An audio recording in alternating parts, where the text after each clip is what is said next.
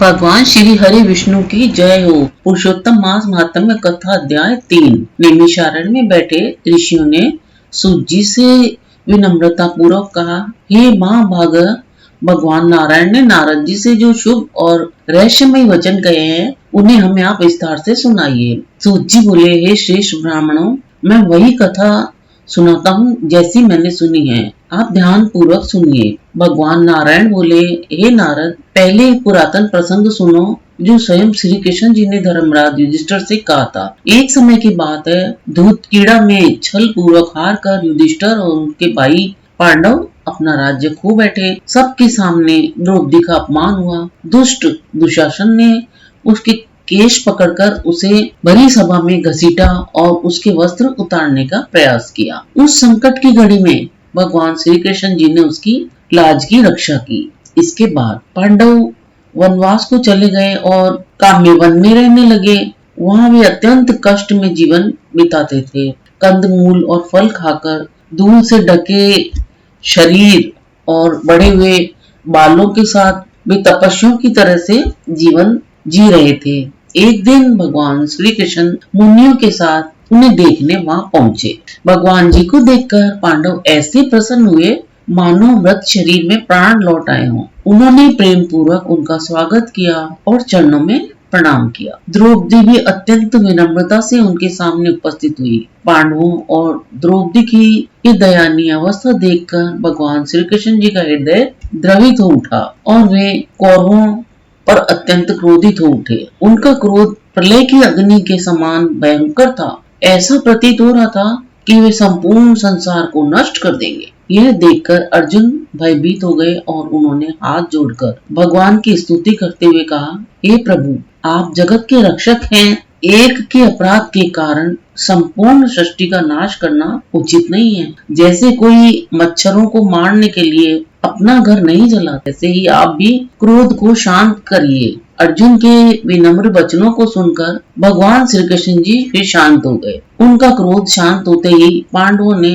राहत की सांस ली और प्रेम पूर्वक उनकी सेवा की। इसके बाद अर्जुन ने भगवान से वही प्रश्न किया जो आगे नारद जी ने नारायण से पूछा था, हे प्रभु, ऐसा कौन सा उपाय है जिससे मनुष्य के सभी दुख दूर हो जाएं? भगवान श्री कृष्ण जी ने कहा, हे अर्जुन, ये अत्यंत गुप्त और दुर्लभ रहस्य है जिसे ऋषि मुनि भी आसानी से नहीं जानते।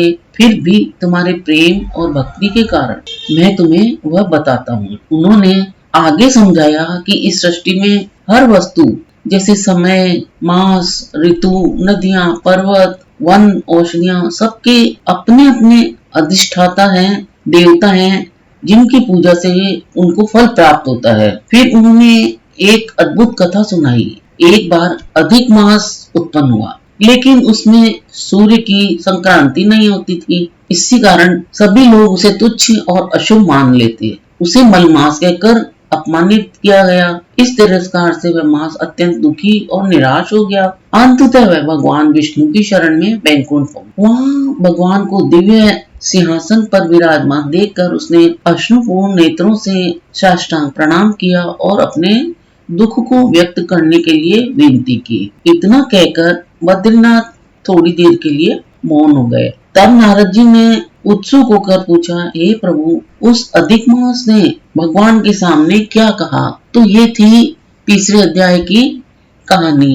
पुरुषोत्तम मास महात्म कथा अध्याय 4। भगवान नारायण नारद मुनि से बोले, हे नारद मुनि, अब मैं तुम्हें वह करुणा कथा सुनाता हूँ जो अधिक मास ने स्वयं भगवान पुरुषोत्तम के सामने कही थी। यह कथा लोक कल्याण करने वाली है, ध्यान पूर्वक सुनो। अधिक मास अत्यंत दुखी होकर भगवान के चरणों में गिर पड़ा और करुण स्वर में बोला, हे प्रभु, हे कृपा के सागर, मुझसे बलवान अन्य महीनों ने मुझे मलमास कहकर तुच्छ ठहरा दिया है। उन्होंने मुझे अपने बीच में से निकाल दिया है। मैं अनाथ और स्वामीहीन हो गया हूँ। आप तो दीनों के रक्षक हैं, फिर मेरी रक्षा क्यों नहीं करते? वह बोला, हे नाथ, जैसे आपने संकट में पड़े भक्तों की रक्षा की है, वैसे ही मेरी भी रक्षा कीजिए। आपने देवकी की रक्षा की, द्रौपदी की लाज बचाई, कालिया नाग के विष से ग्वालों और गायों को बचाया, जंगल की अग्नि से ब्रजवासियों को सुरक्षित किया,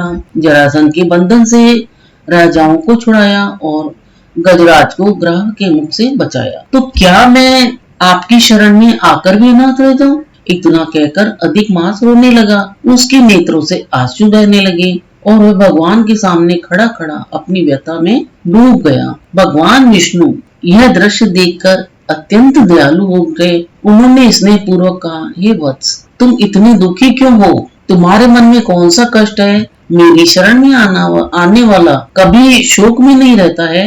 वह बैकुंठ ऐसा स्थान है जहाँ न दुख है, न बुढ़ापा, न मृत्यु का भय। यहाँ केवल आनंद ही आनंद है। फिर तुम यहाँ आकर भी दुखी क्यों हो? भगवान के ये वचन सुनकर अधिकमास ने कुछ धैर्य धारण किया और गहरी सांस लेते हुए बोला, हे प्रभु, आप सर्वज्ञ हैं, आपसे कुछ भी छिपा नहीं है। फिर भी मैं अपनी व्यथा कहता हूँ। संसार के सभी काल क्षण, मुहूर्त, दिन, रात, पक्ष और अन्य मास सबके अपने अपने स्वामी हैं, इसीलिए वे सम्मानित है। परंतु मेरा कोई नाम नहीं है, मेरा कोई स्वामी नहीं है, कोई स्थान नहीं है। इसी कारण सभी मुझे तुच्छ समझते हैं और शुभ कार्यों में मुझे वर्जित कर देते हैं। वह और भी दुखी होकर बोला, लोग मुझे मलमास कहकर अपमानित करते हैं, कहते हैं कि मैं अशुभ हूँ, त्याज्य हूँ और सभी कार्यों में बाधा डालने वाला हूँ। इस अपमान से मेरा हृदय टूट गया है। अब मुझे जीने की इच्छा नहीं रही। ऐसे निंदित जीवन से तो मृत्यु ही श्रेष्ठ है। अधिकमास की यह करुण पुकार सुनकर वह बार बार कहने लगा, ना, मैं नहीं जीना चाहता,